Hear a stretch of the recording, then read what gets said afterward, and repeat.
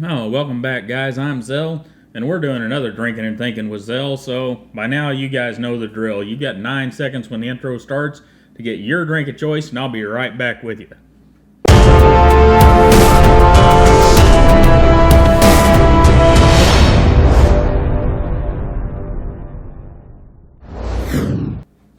Alright, guys, our topic of discussion for today is bearings. We did a review on a rather expensive knife the other day, and there was a commenter that said at that price point it should have had bearings. And to begin with, I wanted to agree. And then I got to thinking about it. Bearings are great, and bearings definitely have some advantages in certain knife designs, but bearings also have some bad that comes along with them. And bushings have some advantages, and they also have some bad that can come along with them. So let's explore that a little bit, and then we'll get into the opinions.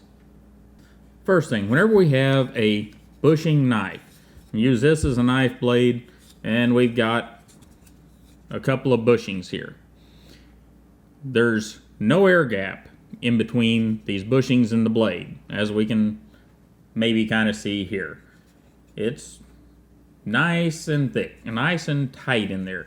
The only thing you're going to have is maybe a small film of oil, or whatever the bearing material is as it wears away a little bit at a time. And most of the bearing materials are designed to do that. Phosphor bronze is a somewhat slick structure, and it also wears away a little bit at a time. And I'm talking little bits, very small amounts, as you use the knife. Same thing with nylon, nylotron, etc. We don't have a problem. This blade can move, and not a big deal. Now, is it super duper smooth and just rolling on bearings? Well, of course not. Now, with bearings, and I don't have a set of bearings out to show you. We'll look at them in a knife at some point, but with bearings, you either have little balls or little rollers like your rolling pin up in the kitchen. And those cylindrical or spherical objects have a very small contact point with the blade and a very small contact point with the scale, which is a great thing. Means less resistance, easier for the blade to move within the handle. But it also means there's airspace in there. You remember here, we didn't have any. We put these up here, they ride right against it, no airspace.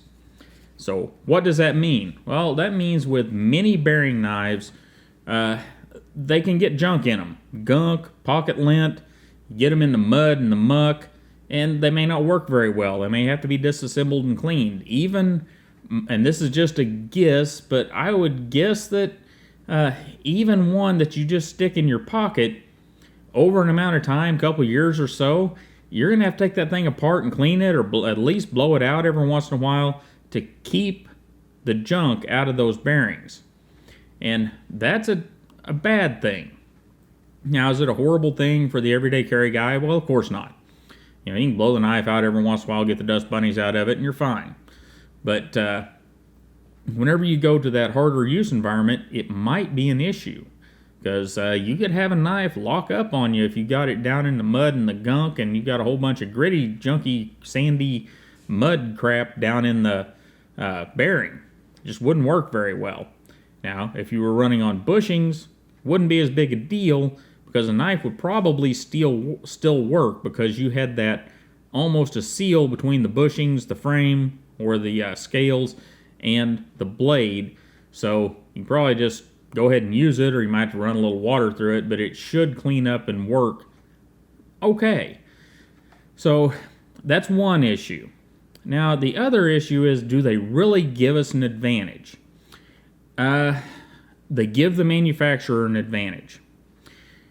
Whenever you get bushings are punched, and you can buy them in mass quantities for low prices, but they are punched. And what that means is they have a big sheet of phosphor bronze or big sheet of nylon or whatever laying out on this thing, and this punch goes down through, and it may punch the outside diameter and inside diameter at the same time. It may punch one or the other and then later punch the other one. But anyhow, they're all punched. So that means they have an edge that's raised on one side or the other of the bearing. or of the bushing, excuse me. And because of that, trying to get consistent thickness and whatnot without doing other operations is a little hard. And these small bearings are, for the most part, cheap for the manufacturer. You know, they cost a little bit more than the bushings, but you don't have to put any labor in your shop into doing, or your factory, into doing any other operations to these bearings. They come in, they're done, they're ready, you can throw them in a knife and send it out the door. And because the bearings are at a consistent thickness, those little rollers or those little balls come to you as the knife builder at a consistent thickness. So if your machining practices are set up right and you machine the pockets for those bearings in the blade and in the scales or in the handle material, the liners, wherever you're putting them, then everything, if you got all your machining right, whenever you put that knife together, it should center up. The action should work good. And if you've got your detent ball set properly, you should have no problems, no customer complaints. That's a major advantage for the manufacturer over bushings of any sort. However, we need to back up here just for a moment. Wow, Chloe almost knocked over the camera, guys. You want to come around here? Chloe, come here. Come around here. Come here. Come here. Come on. Okay. She about gave me a heart attack, boys and girls. She's a sweetie, but that camera's kind of expensive. Anyhow. So those are the advantages for the manufacturers and some of the advantages for the user in those conditions. Now, back to the nylon or the phosphor bronze, we're going to look at both. We have a hinderer here. This is an XM18 3.5-inch Skinner. And, it's a beautiful knife, but it's running on nylon bushings. There's a lot of people out there that are really upset with the hinderer for still running on nylon. And I kind of wish he would move to a phosphor bronze just for the stability factor. But here's what you get out of nylon bushings that are cut properly and are a consistent thickness all the way across. You get a knife that flips open easily, and then whenever you take the pressure off the blade, falls closed, and it usually falls closed better than that. So anyhow, that's what you get, and you should. I mean, the knife costs a lot of money. It should work like that. And here we've got phosphor bronze on a $60 knife. No bearings in there. So people will tell you, you need those bearings on the flipper. It has to have bearings to be a flipper and to have a good action. Well, I kind of agree with the Apostle P on this. I really don't think it's necessary. You know, I have, where'd it go? I've got this home front. Now, whenever we did the first look, and we're going to do a full review here real quick on this one, but whenever I did the first look, I was kind of upset that there was nylon inside this knife, but flipping action's good. This was a little hard to get. Try that. See? Not a problem. You say, well, it's not closing smoothly. Okay, this is still under a $100 knife, and it's closing pretty smoothly. And I don't know. Here we go. We got a 0.450. Now, this one is on bearings. It flips great, but why does it flip great? Is it the bearings? Now, the bearings are why it can close that easily, but get myself cut here. But the big thing with the zero tolerance knives, and even this hinderer and its flipping action, or any of the other flippers here, and I did cut myself just a little bit, it's not really about the bearings. Do they help? Well, sure they do. But it's about the fact that the manufacturers have figured out how to set the detents. They have figured out how to keep them snug without being ridiculously snug. And if they're snug and set in there well, whenever you flip the knife, it flips open. Because you're able to gather up enough pressure on that flipper tab that whenever that detent breaks, the knife flips open. And it doesn't matter if we're dealing with $180 knife or about a $70 knife. This Mr. Blade here, it's actually running on bearings, but it's still about the detent. We can go all the way down to a $7 knife. We got a little San Renmu, I'm not sure what the model number on, 7076 Lux. No bearings in there. But because the detent's tuned pretty good, flips just fine. And that's what I think the flipping action is more about. Manufacturing tolerances are getting better all the time. And they've had to get better to make these flippers work right. Blades have to stay in the center of the handles. Blades have to have freedom of movement in that pivot. And the detent has to be tuned to a point that whenever you start to put pressure on it, it doesn't break until it's going to open. So I really think the detent ball tuning has done it for getting these flippers open. I don't think it has as much to do with the bearings as a lot of people think. Now, there are other considerations here. You know, we have things like the Buck Marksman. Buck Marksman is on bearings.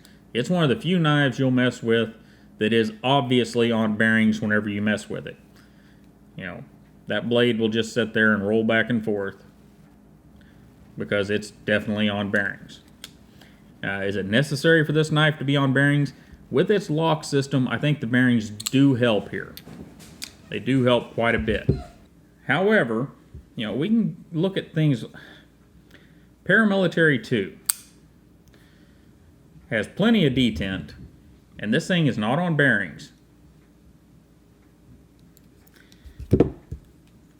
Benchmade Mini Griptilian, not on bearings. So, I guess the question here is, guys, do you think bearings are necessary for our standard frame locks, axis locks? I mean, yeah, we've kind of shown here that for some of the oddball locks, like the G&G Hawk lock, they may be necessary, but I don't think that we just need bearings for the sake of bearings, do we? Anyhow, guys, let me know what you think in the comments.